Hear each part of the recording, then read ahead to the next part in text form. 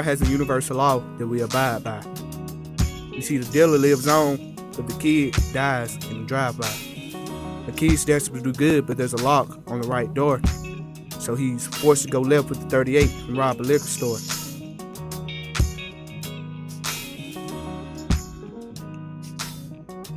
Well, I was saying the initial purpose was to pretty much set a foundation for a social dialogue for the kids for what they can't talk about in the classroom. Number 7, dream big. How many people want to work at McDonald's for their whole life? Raise your hand.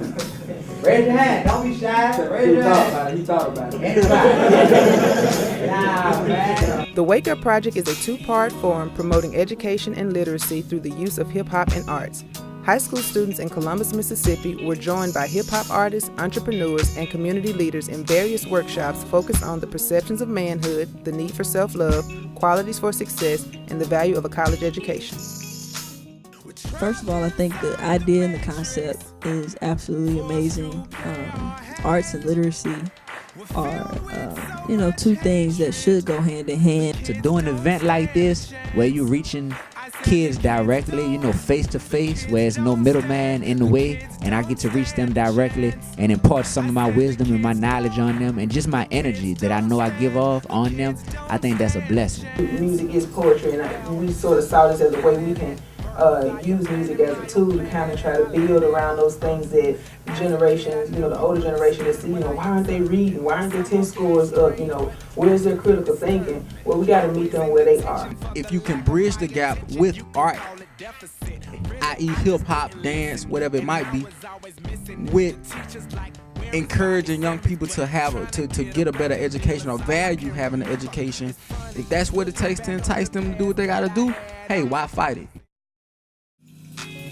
They say that one day the truth will set us free. But the truth is, if we fail to open our eyes to the world around us, freedom's something we can never see. Failing to read the signs of injustice and indecency. Wallowing in ignorance and social illiteracy. A race of people refusing to take responsibility. It looked like the kids was very receptive to it.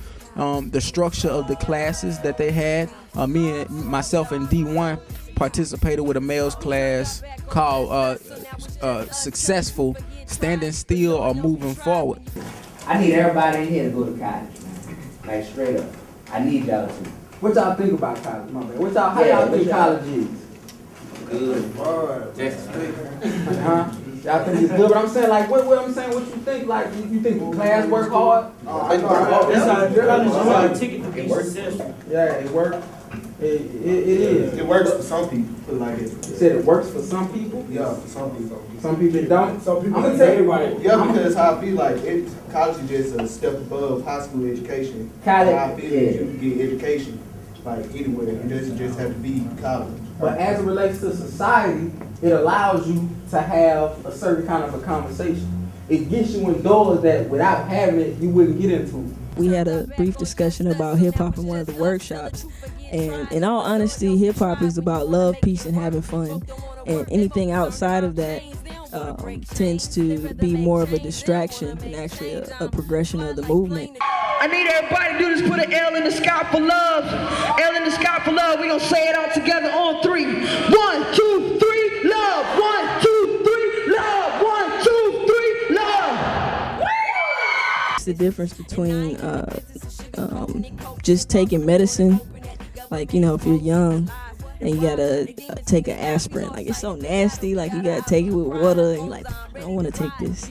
But I think when you try to fuse education and hip-hop, it's like crushing up the aspirin and putting it in the applesauce and then giving it to the students. So it helps to get a message across, but it does so also in a fun way, and people they can relate to it. If I wouldn't have went to college, I wouldn't have had any fans to start out with. That's what my first fan base was. And the cool part about that was people who came to LSU, which is the school I went to, they were from all over. So I give them my CDs during the semester. Guess where they'll go at the end of the semester? Back home. So D1 music getting spread all over. And that's the type of stuff that college do.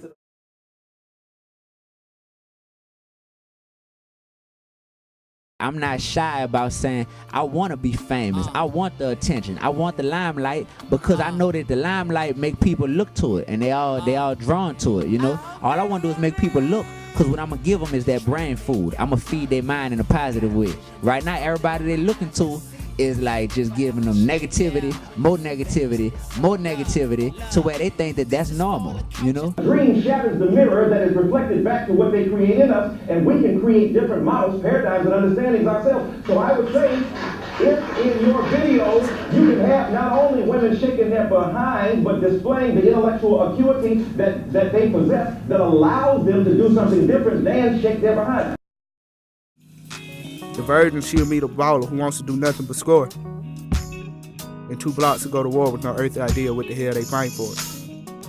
A dude will find love in the eyes of a perfect stranger, but she'll overlook his caring heart in search of a gangster. How many pretty girls are here? I'm beautiful. I mean, just beautiful beyond measure. Just highly able, just nice looking, just gorgeous girl. So when he be like, oh, you're so cute. My man told me, somebody told me, I already know. You should already know that. So it's almost like, dang, this is what the world is putting out there for me. When I go to my hood, you know, I see people with guns, I see people on the corner selling drugs, but they the ones with the rims on their car, you know what I'm saying? So it's like, which one? And that's all I want to do is, I want to make people question which one, as opposed to have youngsters just automatically feel like the wrong way is the way to go. For those people that go to college and say, oh man, college ain't worth it, I couldn't get a job, you can go to college, it happens to some people. But also when you in school, you know, this networking, you can't just go to class and go back home or go party. Like you gotta go to class and other little events that you can partake in, career fairs. How many of you have ever been to a job fair or career fair before? You have? Well, good. How many of you have been to a college fair? So this is a new experience for most of you, which is good. The purpose of this is called a career fair. There are people here that work in different areas, that do different things. Most of them are professionals. I'll venture to say we're all professionals. And so we want you just to take the time to go around the room, talk to people, get information from them, ask them questions if you have any about what they do. There may be some job opportunities for you if they are asked. The fact that this event starts with a community effort of conversation and just taking time to think a little bit out of the norm, maybe entertain the thought that, you know, I can do something different. I can go beyond any stereotype that anybody has put on me. I can be great. I can be above and beyond any expectation that any teacher set, any peer set for me. Like I can be whatever I dream. You can't limit yourself to just playing basketball, but you do that by being educated. You realize you develop those critical thinking skills.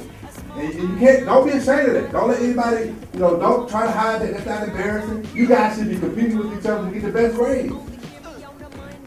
That's the people that are gonna be successful in life. For them to be able to make the choice to come here and say, you know what, I want to be a part of this because I want to better my future. That's important, and that says a lot about them. These kids are hungry for something different. They want to change. I promise you they do, man. And whenever they take one step towards wanting that, it's our obligation as adults to take 2 steps, if not more, towards them. I'm really thrilled that you guys have taken a leadership role, stepped out there, signed up, and came today because you're not going to regret the time you spent here. And take what you've learned and share it. Become leaders at Columbus High if you're not already, and share it with your classmates, because I think this is something that's going to revolutionize our student body. Not only that the conversations and the questions that kids are not allowed usually to have in depth in class, they're not having them in their households. So we show them that there are people in the community that are closely related to them, that they can go out and reach to them if they have any questions, concerns. They can get from their teacher, their principal, their counselor. They can go home and get from mother and father. You have like Miss Buckhalter, that's in the community, willing to sit down with the young ladies at the YMCA. So don't even think that you are grown. At 18, you are not grown. And when you get in the real world, it's going to teach you that you're not grown. You're going to be calling mama a lot crying. Right, Mom? Amen. The teachers, the educators are now from their students who participated. The students literally the next day just all in class. That's all they talked about for the whole class period. Wake up. That's what I got to say. Wake up. Don't stay asleep. Don't sleep late. You know what I'm saying? Because if you sleep late, you might miss something like this. You never want to miss something like this. It's an awesome experience. Say Mr. Orford. I think it's time to wake up because the youth is in a deep slumber nowadays, and it's time that we wake up and realize what's going on around us. That way we can change the world and make it a better place. I would like to thank Mr. Orr and Ms. Dale for putting this on, all the artists who came out. This is a really great experience. I had so fun. You can tell by the smile on my face.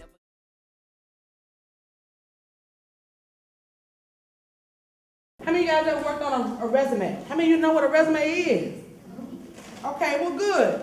Like I told the girls, if you beyond the 9th grade, you need to be working on a resume. It's never too early to start working on one. So they've got that information there for you. I was really proud of the level of organization, and as far as like our student volunteers going on and taking on that leadership role to make things happen.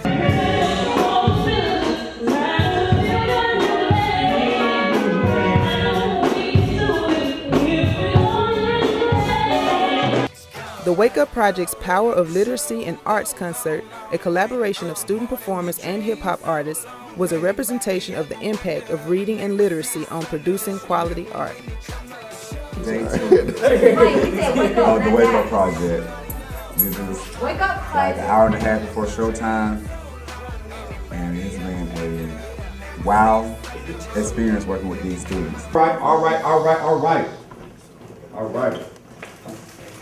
Band, to you. Thank you. Tonight, enjoy yourself. This is for your cues. Rock the house, okay? But they're great, and I have enjoyed it. They have stepped up to the plate, and I'm so proud of them. Wake up, everybody. I'm selling B1 t-shirts. These are $15, but if you buy a ticket to the concert tomorrow, they will only be $10.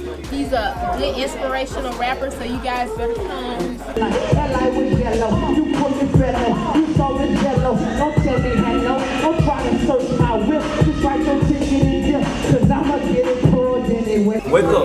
Wake up, everybody. No more sleep. All right, baby, we got The artists, they were really enthusiastic and had a lot of energy and were really inspirational for the kids. Wake Up Project 2011. D1, Liquid.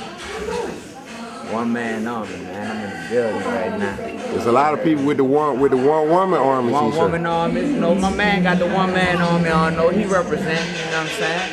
We out here, baby. This is a movement of males and females, so it's all inclusive. So we good. My girl Liquid, yeah. Queen of the Queendom. I gotta get my woman army shirt too, so I can rip. Yeah, you gotta get yours. Dreaming of tomorrows we like to know, repressing our thoughts but going to grow.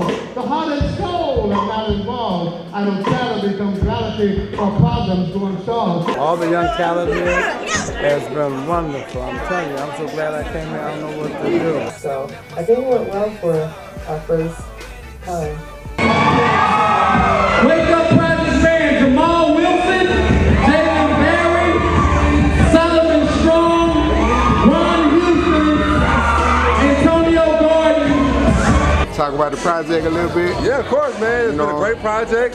It's, talking about the real issues facing kids, giving them a chance to talk to young folks about what it takes to make it in life. And now we're doing it with art and music, and there's a lot of great people involved. And I'm happy to be a part of it. I just want to look at the camera real quick and just let everybody know that this is serious.